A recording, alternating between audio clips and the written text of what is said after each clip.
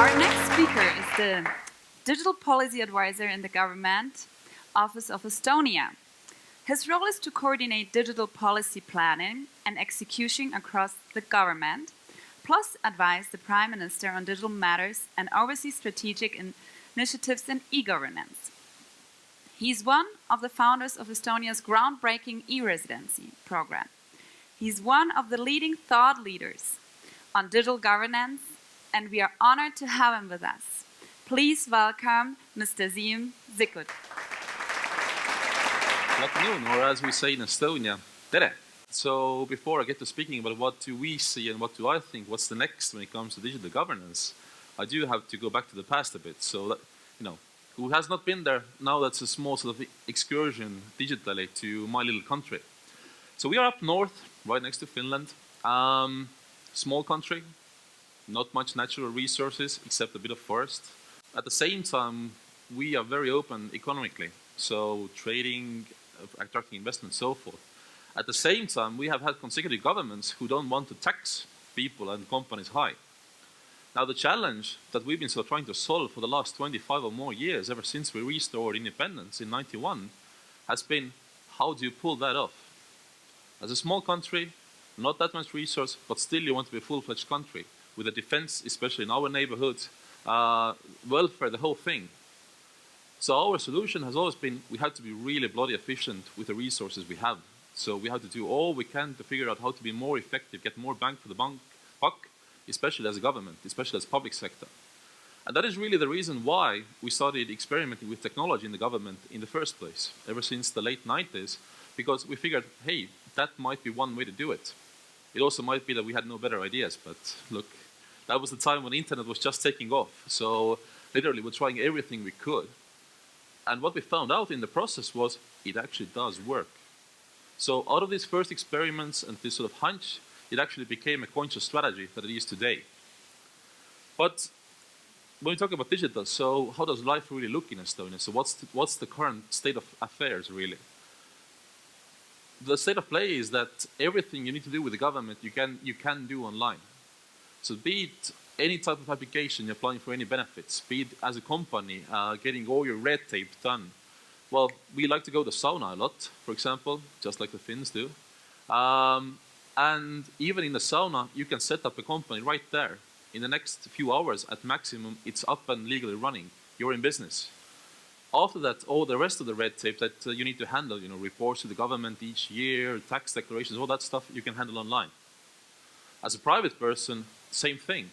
My taxes, or let's say for most people, for 95% of people, an annual tax declaration is an online transaction of less than 3 minutes. In less than 3 minutes, they're done with the taxes. No accountants, no extra cost, boom, done. They just review their incomes, their deductions, all that stuff, they're done. What else? If I go to see a doctor, my medical history is there. So I don't have to spend as much time in the doctor's office just to wait for them to redo analysis. Or if I have a chronic condition, I don't need to go to the doctor at all. I can get my prescription digitally assigned. I just go to the pharmacy and pick up my medicine. If it's elections time, I can vote online. I can be here in Luxembourg and vote for my parliament or my municipality back home. From all walks of life, be it other examples of how do I park just with my mobile. How do I see how my kid is doing at school, again with my mobile. So basically, area by area, we have figured out ways how to really use digital to, first of all, yes, make all the transactions between people and government more effective and efficient, but at the same time, the back workings of public sector more efficient. And we do have quite a lot of evidence. I mean, in the interest of time, I just speak on a few examples, but we have really seen, again, area by area, that it does work, like I said. Small example I have here, well, even the simplest things can bring a big effect. So what we did about 10 years ago, we basically gave all the police patrols on the streets access, real-time access to data. We hooked them up to internet, bluntly said.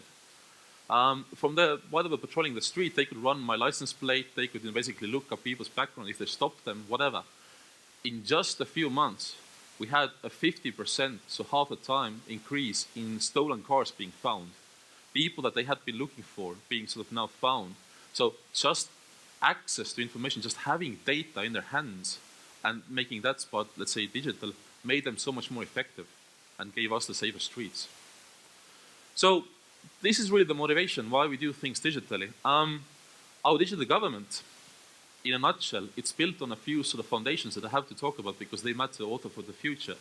We could not imagine having all these services without, first of all, having a strong national digital identity. So it started with an ID card, similar like you see there, which every Estonian resident has to carry. With that, that's my key to anything and everything online. So basically, that's how we solve this sort of problem. Because having a secure ID, we know you are really you if you access the government services. And the same in private sector. Our digital ID is actually a platform that the whole private sector can use. So I use my digital ID to access my bank, get all transactions done there, even my movie theater, if I log in as a sort of loyal customer. So authentication and having a secure way for that is one way. So that means that yes, we can move even sensitive sort of data and access to sensitive data and services online. But the other part is just as important, if not more. With our digital ID, we can also sign things in a digital way and in a secure way. So that means that, yes, any signature that otherwise has to be on paper, we can now handle it from a distance only with electronic tools and means. So again, be it, I was just actually sitting there before the event started. I signed the government tender document from here. I didn't have to be in office or, courier papers in. My prime minister, if he sends a bill to the parliament, which is just 500 meters away from his office, again, he signs digitally because that's how, with data flowing, not people moving, it's just more efficient. So having a way to digitally sign things, it's no means an innovation in itself, but if you really bring it into the processes, then any process, any business process, any transaction now can finally fully be happening digitally and online and over distance. So the only cases, for example, in Estonia, where we still have to show up somewhere, are only the cases where what we consider like high-risk transactions. So one is buying real estate. You want to make sure that you really know what you're doing, and if you're selling, that you're not coerced into this. And the other high-risk transaction is, well, getting married. You still have to show up for that for the now. Technologically, we could do it otherwise. Divorce you can get online, but it has consequences for the rest of your life if you get married. So we want to make sure you know what you're doing. Anyways, but yes, any other type of deeds, also business to business. So all contracts happening in Estonia, all between companies, all contracts between employees and employers, they handle digitally.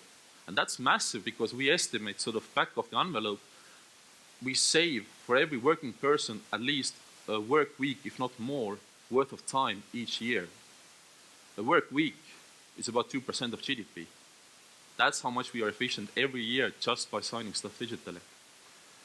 The other part is a bit technical, so I'll just briefly stop here. But the other part, what has allowed us to move all things online and make them very comfortable for people to use, is that we have a way to connect all different parts of government and all different databases and information systems together in a very simple way.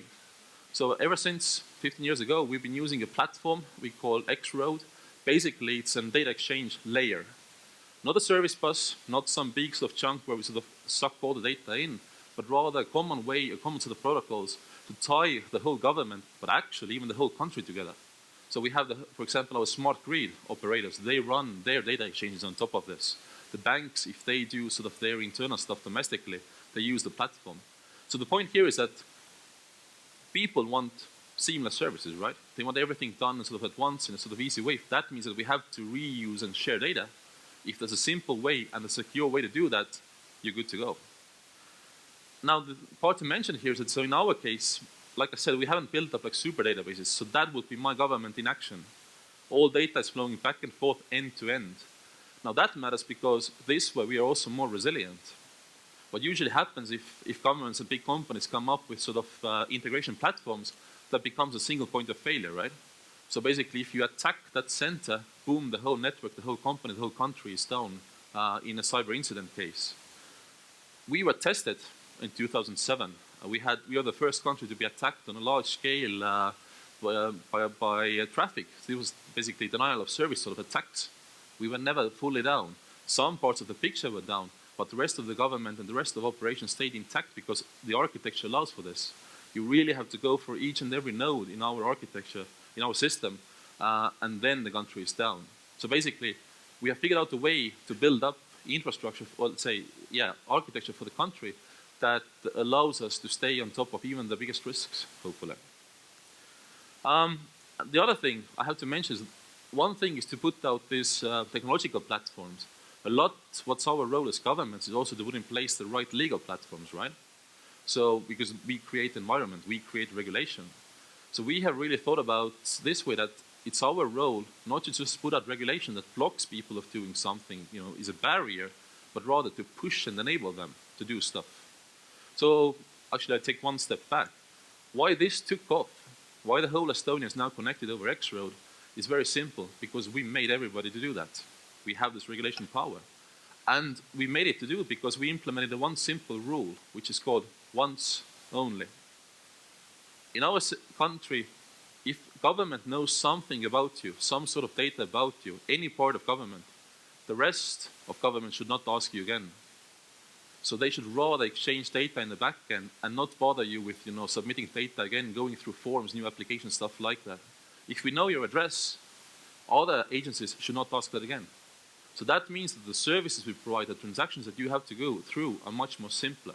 That's exactly why our tax declaration takes not more than a few minutes, because we have to legally present data back to you. Your employer in my country, our employers have reported and paid taxes throughout the year. So we just have to present this data back to you. You only review, next, submit, you're done. Actually, it's a relic that we ask you to review anyway. Starting from next year, we will have it this way, that it's automatic. We just send you a text saying, look, based on the records, that's the outcome. If you want to make sure, then you go do something. So this sort of, again, having a rule that really sort of pushes innovation can really go great lengths in actually making the take-up come and follow. But the other part, of course, we have to have strong privacy regulations, and there's no getting past that, especially as we are part of the European Union, and it's the same framework everywhere here. But secondly, also, we don't want to violate trust. Our government and our digital government is built on trust of people. If we don't have the trust, we don't have the users. There's no way we can be digital like we wanted to in the first place. So yes, we do have that, but we go even beyond regulation. We have even built into our services concrete features how effectively people can control their privacy. So even if by default, for example, my data is shared, I can effectively control what happens to my data. Is it shared from this point on? And I can see who has access to my stuff. So basically, I'm the big brother over the government. The example I have here is my health record. So I can log into my health record. Like I said, we have the whole medical history for the last 10 years online, or let's say electronically and available online for me. I can see which doctors have access to my stuff. If now I have suspicion that they had no business looking in, I can make a claim. I can have data inspection sort of look into this. And we have had some nurses fined and so forth if they look into stuff they shouldn't have. And if I don't like that sharing, I can block that. By default, we get the benefits of sharing. Because again, as people have a way to control, actually the sharing gives us bigger sort of public value. So let's enable this as much as we can. Now, so where do we go from here? And as my title of my talk was sort of to be about what's the role of the state these days. Well, building on this, what we have done, we see that our role as a government, as a state, is to get out of the way. Even though in Estonia, at least, you can get almost everything done digitally, right, without showing up. Why do you have to do them even digitally? Why do you have to do something yourself? If we actually, based on X-Road, based on able to connect all different data together, if we add a bit of automation, if we add a bit of analytics, we can actually make things invisible and happen for you in the back end without you even interfering. So basically, we can get your stuff done for you, and you don't have to bother with us as a government.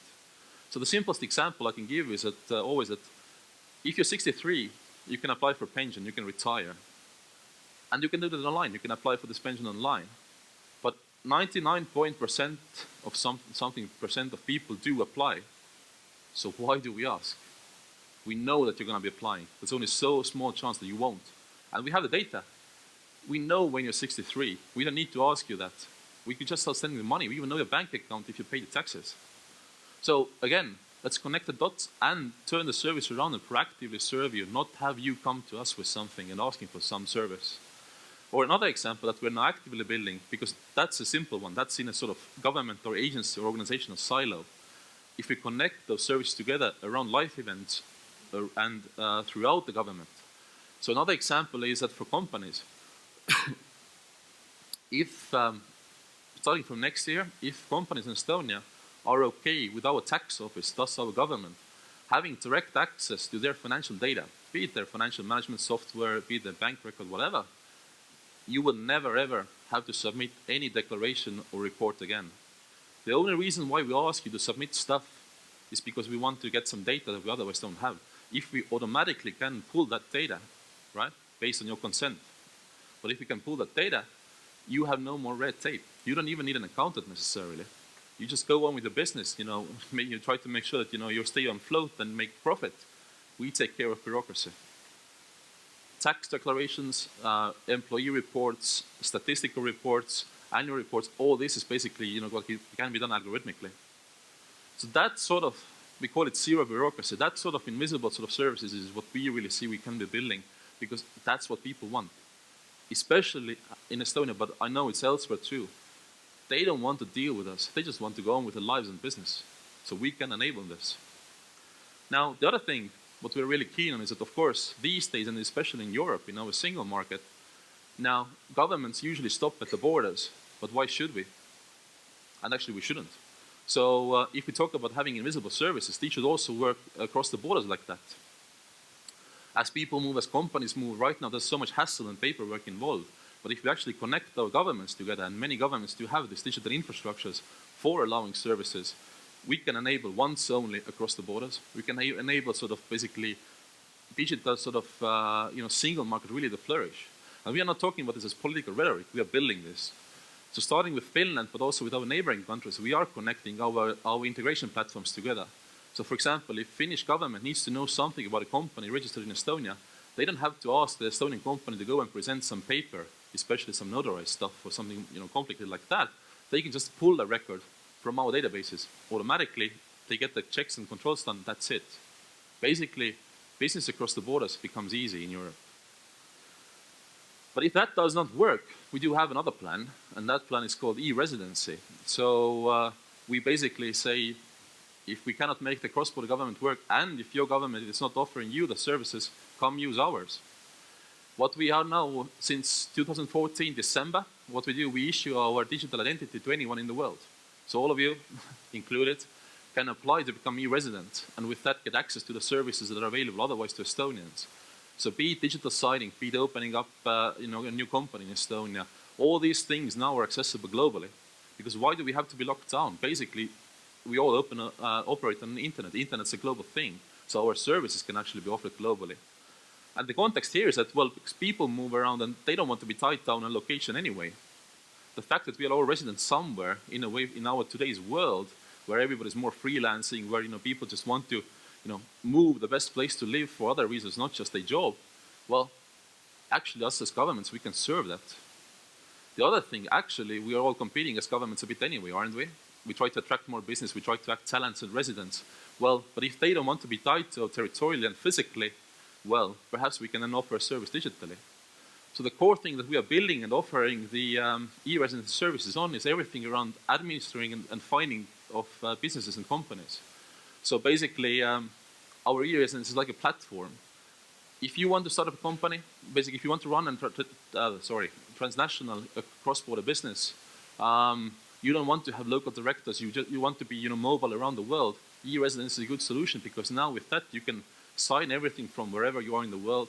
You can log in, get your stuff done, get your taxes done, soon even automatically. So basically, that's the part of government, and our business partners, basically the companies from Estonia and also our global partners, they offer you a whole range of other services as well. Basically, you can run your business from wherever you are. And that's enabled by digital identity offered by us. And as I said before, this sort of competition, this sort of service offering is what we all engage in anyway, but so far it's been very much tied down to a location. Now we see that actually we could offer it fully digitally, fully online. Basically, we could be a country as a service, a new type of model if you wish. A country in a cloud, services in a cloud, even the government services in the cloud. So that's what we're building. We're only at the start of it. We have now about 16,000 e-residents, which doesn't sound much in the global scale. For us, that's more people that are born in a year. And these people are immediately economically active, not hopefully active in 20 years down the line. They have already established quite a range of companies, more companies than usually we get in a year, and these guys immediately are contributing to our economy. That's why we started in the first place. Basically, we don't make enough babies, so we thought we can grow digitally. Attracting folks from abroad to business through Estonia and offer them services, and through that get our economic pie growing, and it is growing because of that. So that's what we see also another, let's say, role for the state in the 21st century, is that we can be way bigger than we are. We can be way global with our service offerings than we have so far been. And that's really great from people's side, eh? So I will end with a question here. I think the question that's bugging us and always has been the hardest thing to solve in all our sort of journey is that how do we really make this transformation happen? We've had our luck in Estonia, but even we think that we are too slow and we have done too little. We have only scratched the surface. The key part here is that tech is everywhere. Like Monty said at first, it's actually transformation that matters. So the key challenge that we try to solve every day, and that I would encourage you guys to think about as well, how do we raise this capacity for transformation, especially within governments? And with that, thanks for now.